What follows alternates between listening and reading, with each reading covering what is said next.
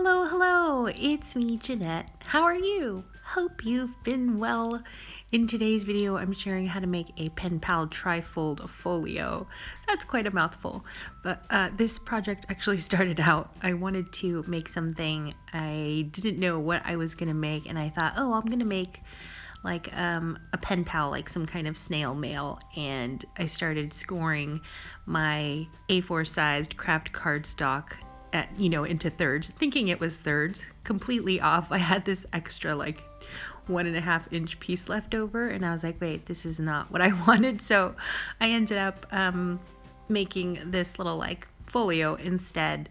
So all of this scoring that I'm doing, I actually don't have the measurements for it, but I will measure the folio for you and have that in the video description. But as I was making this is literally like me just going crazy and just kind of being very spontaneous with the whole thing and scoring here and there and trying to give my folio just a little bit, like give myself, it's going to give me room. The score lines are going to give me room to make it thicker and add more embellishments in the middle, or if I wanted to add some interactive panels or pockets, that's what the extra score lines are for. So I'll make sure to have all the measurements for you since I wasn't measuring as I was making this, but I will be sure to include the scoring and the measurements in case it's something that you would like to replicate. So now that I'm done with all of the scoring, I'm going to make some mats for all of these panels. And since I didn't know the measurements of my score, all of my scoring, I had to eyeball the mats that I'm going to add. And the mats I'm using, I'm just going to make them from some flowery cardstock that I have. And I'm just eyeballing everything, trimming it down. But I think the mat panels ended up being like 3 inches by 7 inches or something like that. I will make sure I promise to have those measurements for you. And next I'm going to take my corner punch and just round off my corners on all of my mats and also the actual Kraft Cardstock folio. I really love the look of rounded corners lately. Usually I like the rectangular corners, but I don't know, I'm really feeling the corner punch lately. Let me know if you have corner punches. Do you like them, or do you prefer the more angular cards and projects, or do you love the rounded corners? Would love to hear from you.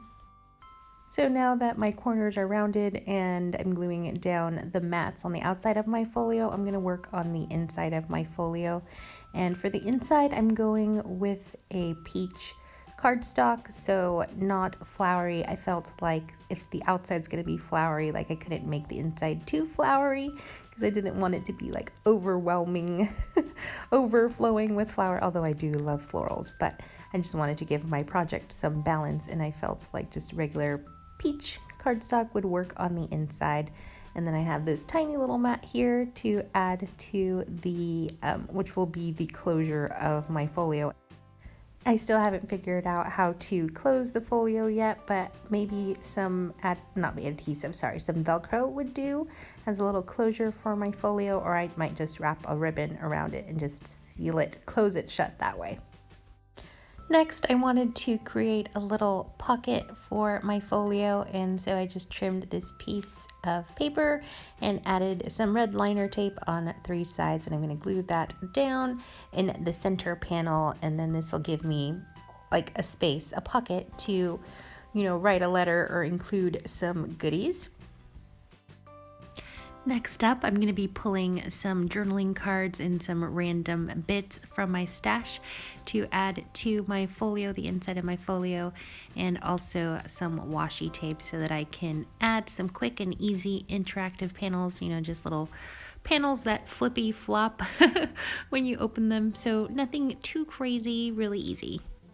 Now, earlier in this video, I was mentioning how I eyeballed this project and kind of just went with the flow and didn't take any measurements, but I promised to have those measurements for you below if you want to replicate this. But in another video, in a journaling video, I asked a question about whether or not you guys are the type of crafters who like to measure everything precisely, or do you kind of wing it as you go along? And so I wanted to read 2 comments just because your comments make my day. I really enjoy reading them and getting to know more about you. So the first one is from Victoria Kellogg, and she says, Janette, you're a rock star and I adore your go-get-it style of journaling.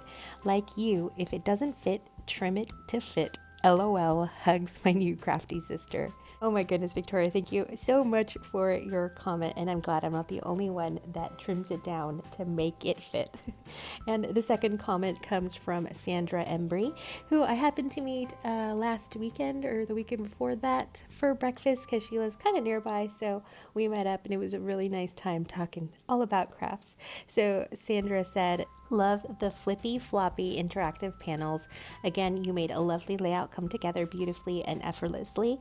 I eyeball a lot of projects, but I can get thing on the wonk. But others, such as greeting cards, I'm more of a measurer as I can't trust my wonk judgment. Thank you for sharing. Aw, thank you, Sandra. You're always so sweet to me. And yes, for some things, I feel like you do need to measure, especially if you are following a template or a tutorial of some sort and they give you the measurements, then that is the time to get out your ruler and actually measure your paper, because I mean, you do sometimes need exact measurements to be able to replicate certain projects. Keep those comments coming. I do love to hear from you and learn more about you. And I am getting to the end of this tutorial, and there will be a second Penpal Folio video coming soon showing just how I'm decorating this further. If you'd like to see more of my crafty projects, then please subscribe to my channel, or you can follow me on Instagram at Janette Lane Blog. Thank you so much for watching, and I'll see you real soon. Bye!